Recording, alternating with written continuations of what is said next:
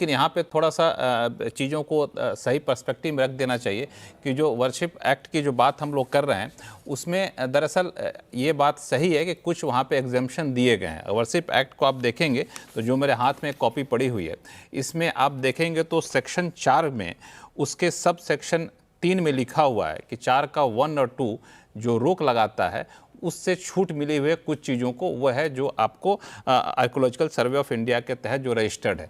लेकिन क्या इस तरह के मस्जिद के सर्वे कराने या फिर मस्जिद में को मंदिर में तब्दील करने पर रोक लगाता है कि नहीं लगाता है, इस पर सुप्रीम कोर्ट का एक ऑब्जर्वेशन ज़रूर था कि ये जो 1991 का ये जो एक्ट है ये दरअसल मस्जिद को या फिर किसी भी धार्मिक संस्थान के स्वरूप को बदलने पर रोक लगाता है, लेकिन स्वरूप पहले क्या था ये जानने पर रोक नहीं लगाता। इसीलिए इसी इंटरप्रिटेशन से ये सारे सर्वे किए जा रहे थे। इसी वजह से कई सारे ज्ञानवापी हो या फिर मथुरा हो जगहों पे ये सर्वे हुआ था। ये एक है फैक्ट है, लेकिन अलग अलग इंटरप्रिटेशन है। सरकार से सुप्रीम कोर्ट ने जवाब मांगा भी था, लेकिन कई साल हो गए अभी तक सरकार की तरफ से इस पर कोई जवाब आया नहीं है। फराज किदवई साहब, मैं आपसे एक कुछ कहना चाह रहे हैं, बताइए। फराज किदवई साहब बोलना चाह रहे हैं।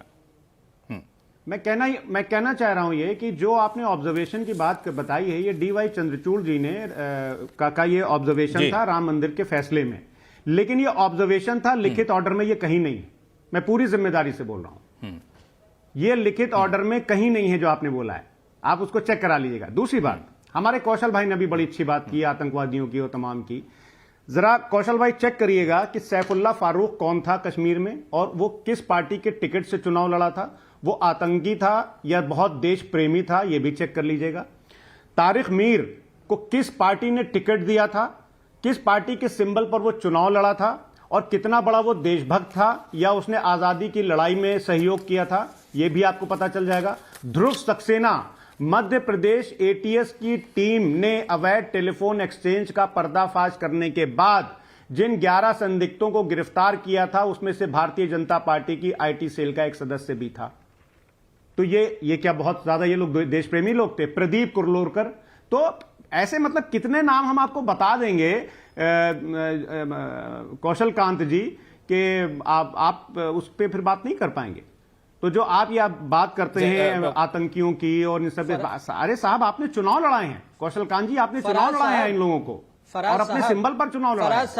फराज साहब एक छोटा सा जवाब कि ये वही समाजवादी पार्टी है जिसने आतंकियों को छोड़ने के लिए एप्लीकेशन दी थी इलाहाबाद हाई कोर्ट में, और उसी इलाहाबाद हाई कोर्ट में रिटन ऑब्जर्वेशन है कि आप इनको छोड़ने की गुहार क्यों कर रहे हैं, आप इनको चुनाव लड़ा करके संसद में भेज दीजिए। तो समाजवादी पार्टी का कैरेक्टर ये रहा है और समाजवादी पार्टी का कैरेक्टर ये भी रहा है कि मुद्दे से भटक रहे हैं। आजम हुए, मुख्तार हुए, कौशल जी, हम लोग थोड़े से मुद्दे से भटक रहे हैं। मुद्दा सिर्फ बहुत ही साधारण सा था कि जब इतनी बड़ी संख्या में लोग सड़कों पर उतरते हैं, पत्थरबाजी होती है, कौन कर रहा है ये मैं नहीं कोई जजमेंट दे रहा हूँ, तो ऐसे में प्रशासन पहले से तैयार क्यों नहीं था या फिर प्रशासन ने ढील दे रखी थी, और अब जब सब कुछ वहाँ पे शांत होता दिख रहा है तो फिर अलग अलग तरह के राजनीतिक बयानबाजी क्यों आ रही है, ये एक सवाल उठता है। क्योंकि आज भी बयान आए समाजवादी पार्टी के नेता का कि मैं वहाँ जाना चाहता हूँ लेकिन मुझे जाने नहीं दिया जा रहा है। तो इस तरह के कोई जाएंगे वहाँ पे तो जाहिर तौर पर एक डर रहता है कि लोगों में फिर से वो हिंसा भड़कने के डर रहते हैं। तो अब जब संभल रहा है तो राजनीति थोड़ी सी छोड़ देनी चाहिए और उसको हम लोगों का आगे का रास्ता या फिर कह सकते हैं संभालने की तरफ बढ़ना चाहिए, ये एक हो सकता है। लेकिन हाँ सर, 2-3 और विशेष मेहमान जुड़ चुके हैं। जो विनोद बंसल जी हैं, विश्व हिंदू परिषद के प्रवक्ता हैं। विनोद बंसल साहब, ये जो हवाला दिया जाता है 2022 का मोहन भागवत जी का, आरएसएस के वरिष्ठ नेता हैं मोहन भागवत जी का भाषण, जिसमें उन्होंने साफ तौर से कहा है कि इतिहास वो है जिसे हम बदल नहीं सकते, इसे न आज के हिंदुओं ने बनाया न ही आज के मुसलमानों ने। हर मस्जिद में शिवलिंग क्यों देखना, अब हमको कोई आंदोलन करना नहीं है। जब आरएसएस के इस वरिष्ठ नेता की तरफ से इस तरह का बयान आ चुके थे, इसके बावजूद इस तरह की घटनाएं क्यों होती हैं? क्यों हम हर मस्जिद में पहुंचते हैं और वो देखने के लिए कहीं वहाँ पे मंदिर तो नहीं बना था? लक्ष्मण जी, एक बात तो ये कि देखिए, ये देश जो है वो सत्य का पुजारी रहा है और सत्य का अन्वेषण करना और सत्य की खोज करना और सत्य को उजागर करना, ये सतत रूप से हमारी एक प्रक्रिया का हिस्सा है। दूसरी बात यह कि पूजनीय सरसंघ चालक जी ने ये नहीं कहा था कि भाई आप जानबूझ के किसी मक्खी को निगल जाओ। तीसरी बात यह कि संघ परिवार को कोई संगठन इस कार्यक्रम में नहीं लगा हुआ। आप देखिए ना कि ये जो अपने संबल वाली बात है, संबल में जो शैतानियत जिन लोगों ने की थी वो कौन थे, और ये संबल की खोज करने वाले लोग कौन हैं, और आखिरकार ये संबल में जो कोर्ट के माध्यम से अगर कोई प्रार्थना पत्र देता है और किसी चीज की जानकारी चाहता है तो जानकारी से कोई रोक कैसे सकता है? भाई संविधान प्रदत्त अधिकार है हमें सच्चाई जानने का, और आपको सच्चाई छुपाने का अगर है अधिकार तो करिए आप उसका प्रयोग, कोई मना नहीं करता।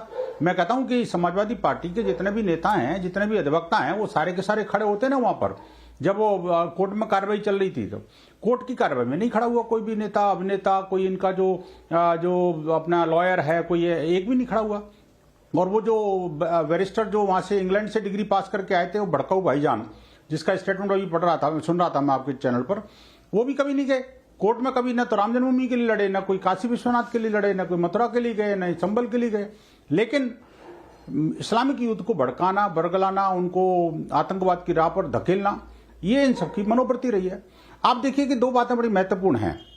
ये माननीय न्यायालय का आदेश था, सर्वे का आदेश था, सिर्फ ये सत्य को जानने के लिए ही इतनी सारा बबेला हो गया। आप सोचिए ना, जब अगर मान लो सच्चाई सामने आ गई तो क्या स्थिति होगी, इसकी कल्पना करिए ना जी।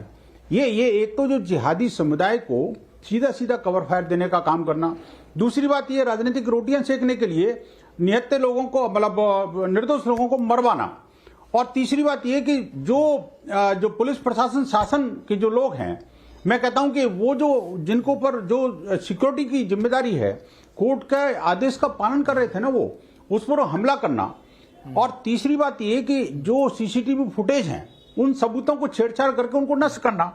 ये अचानक इतनी सारी भीड़, इतने सारे काम और इतने सारे एक गंभीर हमले, तो आखिरकार पुलिस क्या करती है भाई? गोली चलाने या जो डंडे बरसाने के अलावा कोई चारा नहीं था। लेकिन उधर की तरफ भीड़ जबरदस्त थी। आप सोचिए, ये नेता अगर ये वहां पर शांति कर रहे थे तो समझ में आता, कभी चलो जनता को शांत करने की बात कर रहे थे। अगर ये कोर्ट में जाकर कोई बात करते तो समझ में आता कि हाँ चलो आपने उनका प्रतिनिधित्व किया। लेकिन बार बार ये कहना, 1991 के जो पुलिस वर्शिप एक्ट के जिक्र अभी एक आपके विद्वान पैनलिस्ट कर रहे थे, तो मैं कहता हूं इसका डिसीजन कौन करेगा? कोर्ट करेगा ना जी। लोअर कोर्ट हो, हाई कोर्ट हो, सुप्रीम कोर्ट हो, बहुत सारे कोर्ट हैं। अब लोगों को बरगला करके ये कहना कि नहीं जी एक्स पार्टी कर दिया था, उसको तो बुलाया नहीं था, उसको तो दिखाया नहीं था। अरे भाई, वो जो सर्वे टीम थी, सर्वे टीम में दोनों पक्षकार थे। शायद ये भूल गए, आपके चैनल के माध्यम से ये झूठ परोसना ठीक नहीं है। तो मैं कहना चाहता हूं कि उसमें दोनों पक्ष के पक्षकार थे। तो आखिरकार जब दोनों पक्ष के पक्षकार थे, मस्जिद का सर्वे था, मस्जिद कमेटी साथ में थी, और उसके बावजूद भी शांतिपूर्ण सब कुछ चल गया था पहले भी। लेकिन कारण क्या है लक्ष्मण जी, कि चाहे काशी विश्वनाथ की बात हो, मथुरा की बात हो, या यहां की बात हो, कोई भी सर्वे शांतिपूर्वक तरीके से संपन्न नहीं हो पाया, क्योंकि जिहादियों का काम सिर्फ पत्थर बरसाना है। अब प्रश्न बड़ा ये आता है कि आखिरकार पत्थर लाते कहां से हैं, पत्थर की ट्रेनिंग कौन देता है, पत्थर बरसाने की मनोवृत्ति कहां से आती है? तो मनोवृत्ति का जो काम है, ये सभी जो जिहादियों के पैरोकार जो नेता हैं, वो एक अभिनेता के रूप में काम करते हैं। इनको सिर्फ अपनी राजनीतिक रोटियां सेकने के लिए जो उनको भड़काना, बरगलाना, उनको आतंकवाद की राह पर धकेलना। विनोद बंसल जी, इसमें दो बातें आपने बड़ी कही, दो बातें आपने कही। एक तो हम तो सत्य के पुजारी जी हैं जी, हम तो सत्य पता करने गए थे, हम तो कुछ और करने गए नहीं थे। इस पर मैं अतीकुर रहमान साहब से रिएक्शन लूंगा, जो कि इस्लामिक स्कॉलर भी हैं। लेकिन उससे पहले एक बात जो आपने कहा, उस पर मैं चाहूँगा फराज किदवई साहब कुछ अपनी बात कर टिप्पणी करें कि जब मस्जिद का प्रतिनिधि वहाँ पे कोर्ट में मौजूद था, जब सब कुछ रजामंदी से हो रहा था, तो फिर ये हिंसा क्यों, विरोध क्यों?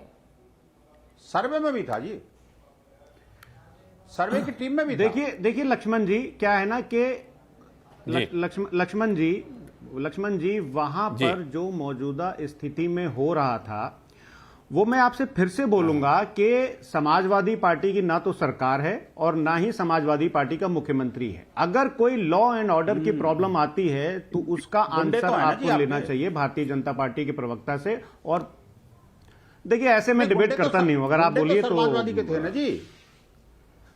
नहीं, एक मिनट, विनोद बंसल जी को बोलने दीजिए। सबसे ज्यादा गुंडे तो आप लोग हैं, आप लोग गुंडे पालते हैं। आप लोग से बड़ा गुंडा कोई नहीं है। नहीं, आपसे बड़ा कोई गुंडा नहीं है। विनोद बंसल जी, ओ भाई साहब, गुंडागर्दी सब जितनी आप लोगों ने पत्थरबाजों के आजादी साथ से खड़े पहले थे। और आज तक पत्थरबाजों फैलाई के है, साथ कौन खड़ा था गांधी बताया के ना। हत्यारों से बड़ा कोई गुंडा नहीं, पत्थरबाजों के साथ नाथूराम कौन खड़ा था, गोडसे से बताया बड़ा आपको। कोई गुंडा नहीं। गांधी अब के पीछे हत्या चले जाओ। बोलो अब नाथूराम पीछे गोडसे चले जाओ। मुर्दाबाद अगर मुझे- तुम्हारी मुझे हैसियत बताओ। है तो। अरे बोलो मुझे नाथूराम बताओ, गोडसे स्वामी मुर्दाबाद। सच्चिदानंद का हत्यारा कौन था? विनोद बंसल बोलो अरे नाथूराम स्वामी गोडसे सच्चिदानंद का मुर्दाबाद। हत्यारा कौन था? बोलो बताओ गांधी ना, जिंदाबाद। गुरु तेग बहादुर का अरे हत्यारा तुम कौन बहुत था? बड़े देशभक्त गुरु हो, गोविंद बोलो सिंह का हत्यारा नाथूराम कौन गोडसे था? जिंदाबाद। अरे क्या तुम्हारी बहुत हैसियत पुराना नहीं है कि पड़ा तुम है। बोलोगे, महाराज क्योंकि पृथ्वी तुम जी, देशद्रोही आप हो, हमाम में तुम नंगे हो गांधी के जाएंगे। हत्यारे हो, मैं गुंडे बीच हो में तुम नहीं लोग। बोलना चाहता, लेकिन आजादी से आपकी पहले औकात तुमने नहीं है इसका गुंडे जवाब देने की, की। आजादी के बाद इस्लामिक तुम लोग गुंडे कर रहे हो। देखिए ये बोलो एक मिनट नाथूराम एक गोडसे मिनट थोड़ा मुर्दाबाद। सा व्यक्तिगत हमले ना करें हम लोग, व्यक्तिगत हमले ना करें, व्यक्तिगत हमले ना करें। एक मिनट आप दोनों लोग शांत हो जाइए, आप दोनों लोग शांत हो जाइए। अतीकुर रहमान साहब, मैं आपके पास आऊंगा। ये कहना कि हम सत्य के पुजारी, हम सत्य की खोज करेंगे, तो इसमें दिक्कत क्यों होनी चाहिए? अतीकुर रहमान साहब। जी लक्ष्मण जी, फराज किदवई अगर साहब सत्य- एक मिनट शांत हो जाइए। हम लोग हाँ हाँ अतीकुर रहमान साहब बोलिए। अगर सत्य की खोज ही करना है, और क्योंकि हम बात कर चुके हैं कि सुप्रीम कोर्ट ने इसके लिए ग्रीन सिग्नल दे दिया है कि सर्वे करने में कोई हर्ज नहीं है, सर्वे कराया जाए। उसके साथ साथ में आपने बड़े अच्छी तरह से बताया कि 1991 प्लेसेस ऑफ वर्शिप एक्ट ये कहता है कि 1947 के बाद में किसी भी धर्म स्थल का कोई भी चीज बदली नहीं जाएगी। अब सवाल ये उठता है कि सत्य की खोज मान लीजिए हो गई, और मैं इसमें हवाला देना चाहूंगा इरफान हबीब साहब का, जो हमारे बहुत फेमस हिस्टोरियन हैं, जिन्होंने कबूल किया है कि ज्ञान वापी मस्जिद के हिस्से औरंगजेब ने गिराए थे, और वो सत्य सामने आ चुका है, अभी नहीं बहुत पहले से। अब ये खोज हो गई, सत्य सामने आ गया, मैंने पूरा नहीं किया है अभी,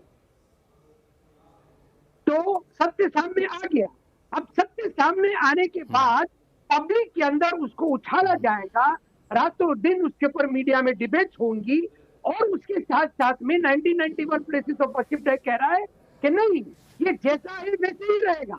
लक्ष्मण जी देख रहे हैं अब क्या हो रहा है देश के अंदर, यानी कि एक पार्लियामेंट्री एक्ट का अच्छी तरह से आप पोस्टमार्टम करके पब्लिक में उस चीज को बड़ा चढ़ा के बयान करके पॉलिटिकल पार्टीज को उसके अंदर शामिल करके आप चाहते हैं कि हिंदू और मुसलमान, और यहाँ पर मुसलमानों के लिए विनोद बंसल जी ने इस्तेमाल किया है, पत्थरबाजी करोगे क्या? यानी ये हिंदू आतंकी और मुसलमान जिहादियों के बीच में हमेशा हमेशा लड़ाई होती रहे। ये लक्ष्मण जी, ये देश हिंदू आतंकी कभी हो ही नहीं सकता। आप 50 बार करो, लाख बार कह दो, हिंदू आतंकी नहीं हो सकता। लेकिन इस्लामिक जिहाद से पूरी दुनिया त्रस्त है आज। लक्ष्मण कोई नई बात नहीं है। ये आतंकी कहाँ से बिठा लिया आपने? इस तरह से तो सीएनपी नहीं, इस तरह के व्यक्तिगत हमले ना करें। अरे अगर जब सीएनपी नहीं, व्यक्तिगत हमले ना करें। हिंदू समाज के ऊपर पत्थर फेंके जाएंगे तो आत्मरक्षा का अधिकार मुझे भी है। मैं क्या चुप थोड़ी बैठूंगा भाई, मैं चुपचाप बैठा था। लेकिन जब आप पत्थर फेंकने लगे तो मुझे भी तो सिक्योरिटी का अधिकार है कि नहीं है? इसमें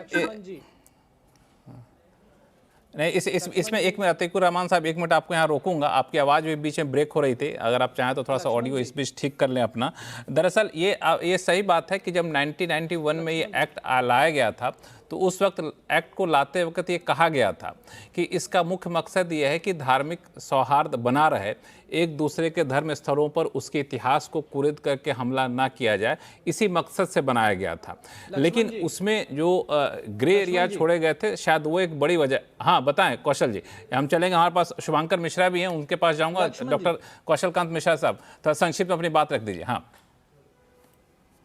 लक्ष्मण जी, मैं स्ट्रांगली अपोज करता हूं अतीकुर रहमान साहब, जो यहां पे इस्लामिक स्कॉलर बन के आए हैं और ये हिंदुओं को आतंकी बताने की कोशिश कर रहे हैं। आज तक हिंदू आतंकवाद प्रूव नहीं हुआ, और ये इस्लामिक स्कॉलर यहां पर बैठ करके हिंदू आतंक की बात कर रहा है, जो बिल्कुल गलत है।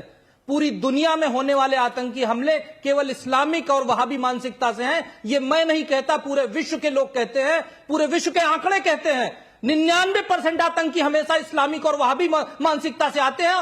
एक भी आज तक आतंकी का प्रूफ नहीं हुआ है जो हिंदू आतंक के नाम से आए। और इन लोगों की साजिश थी, इन लोगों का मतलब कि पिछली सरकार की साजिश थी।